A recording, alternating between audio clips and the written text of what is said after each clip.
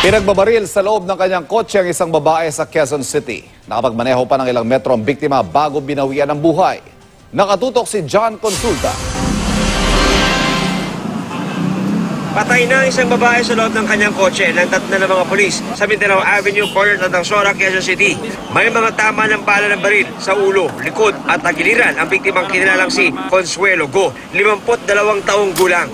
Basag ang salamin sa driver's side ng kotse dahil sa mga tama ng bala. Ilang basyon ng bala ang na-recover malapit sa kotse. Isang saksi ang tumawag agad ng mga pulis nang makarinig ng putukan. Dalawang nakamotorsiklo raw ang nakita nilang salarin.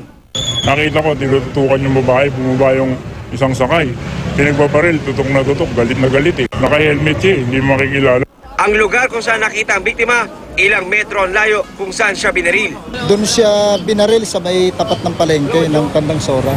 Binaril to ng malapitan. Nakapag-drive pa po ito bago namatay dito. Base sa inisyal na investigasyon, hindi pagdinakaw ang motibo dahil walang gamit sa kotse.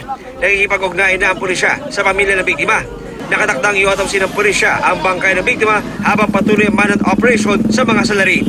John Consulta, nakatutok, 24 oras.